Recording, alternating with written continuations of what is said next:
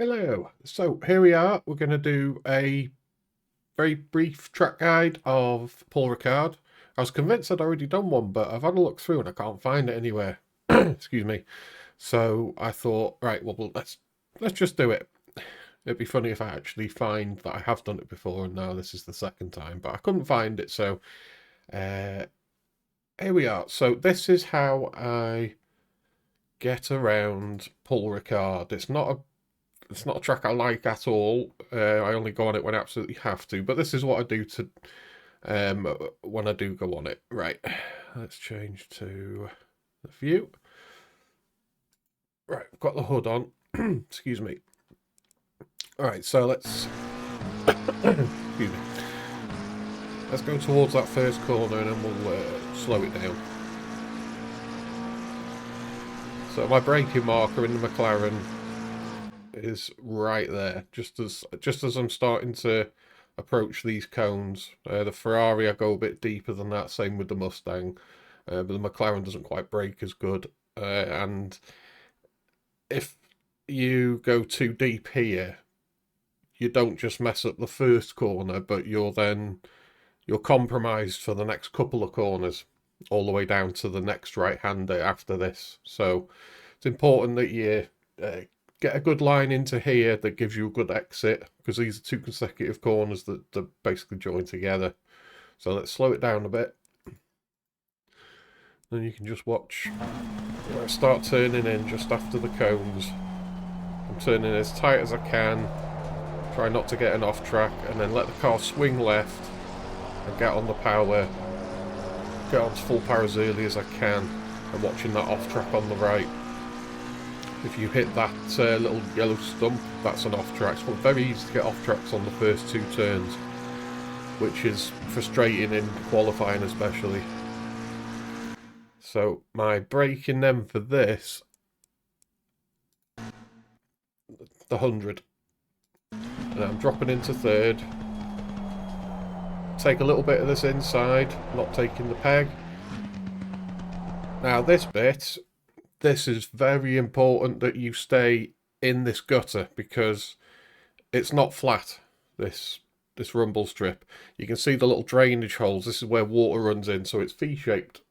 Now what that means is, if you're not in this and you're just on the track completely, there's not that much grip out there. So you'll find when you watch other cars, if they're not in this, you'll see them going wide around here. There's very low grip this corner, and you'll see all the tyre marks right in front of the car here. And basically, because of this V shape, when you get your wheels into it and then you start to turn, you get a lot of lateral grip, because your inside wheels are basically, pushing up against an angled wall, in effect. So you can get round here a lot quicker when your wheels are in this gutter. So it is very important that you do that. You can see the car just digging in and gripping nicely. And then I'll stay left to get a good swing over to cut a nice little chunk of this, getting on the power as early as possible. And then this next one here, I mean, in McLaren you could do this in second or third. I mean, it might be, it's a little bit easier in third, because you can get the power down earlier and you're not triggering the TC.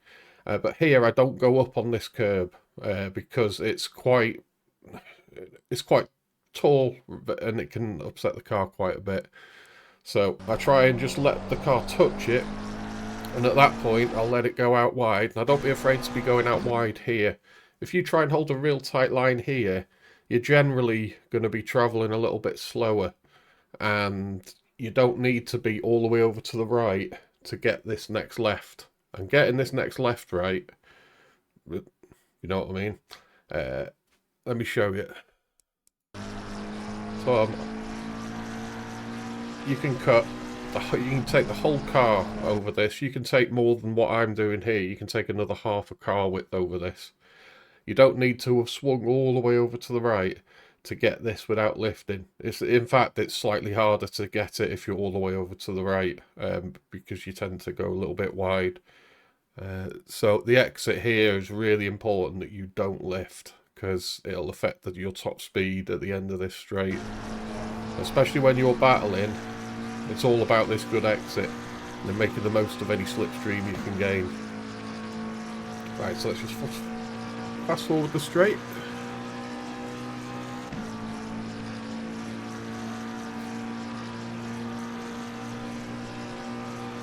And then we're coming into the more tricky section of the track now.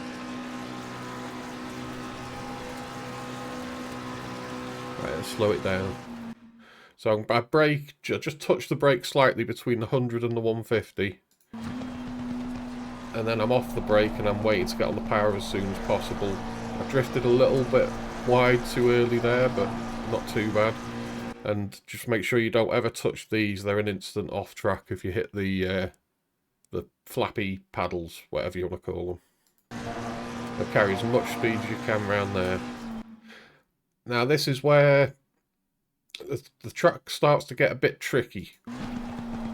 So this massive corner here, it's a double apex, so I'll stay quite tight here, and then watching the dark area of the track, I'm gonna go and follow that. Let the car go wide, just gently touching the throttle to carry what speed I can, and then come in tight again, and then get on the power as early as possible to clip the inside right there where the tyre marks are.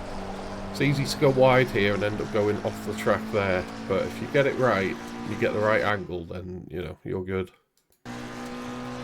This next corner, two ways to do this.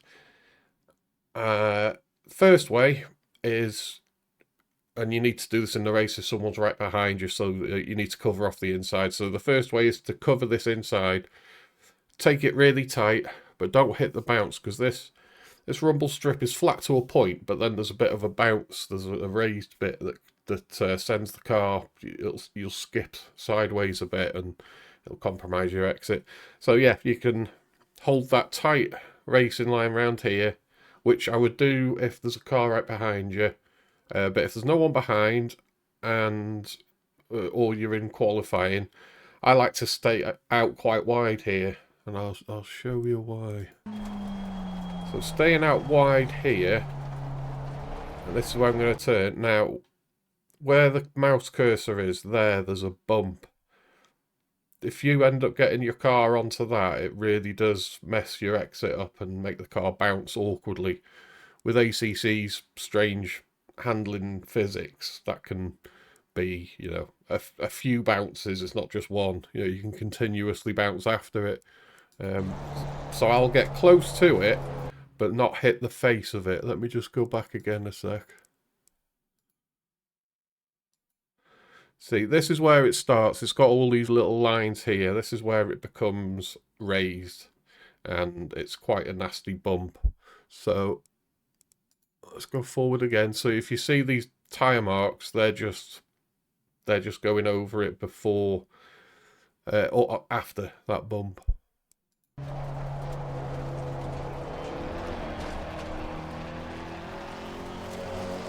Use all the track there on the exit.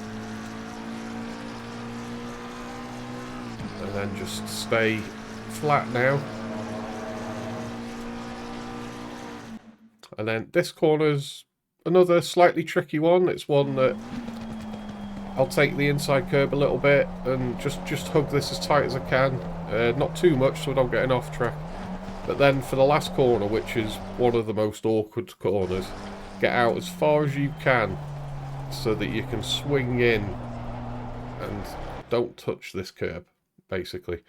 As soon as you touch that curb, you lose acceleration and the car can get messed up. And if there's if you're side by side with another car here, you can skip over and bounce into them. So yeah, stay off this curb. And then use all of this on the exit. And that's it. So just go on board. I'll show the flying lap on board now. Which one's got the... I think this is the one with the steering wheel. Right, so here we go.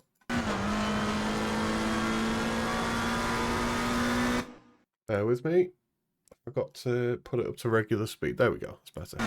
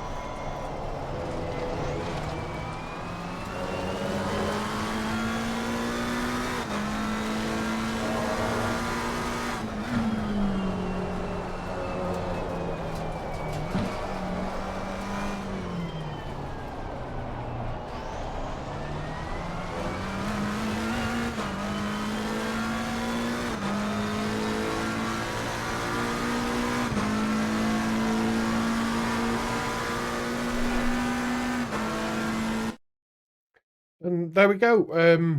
So yeah, that was my second flying lap.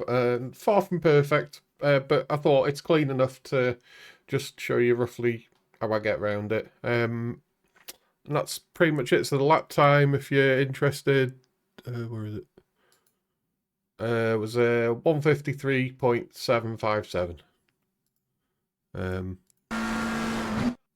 And there we go. That's about it. So thanks for coming, and I'll see you next time. Take care. Bye bye.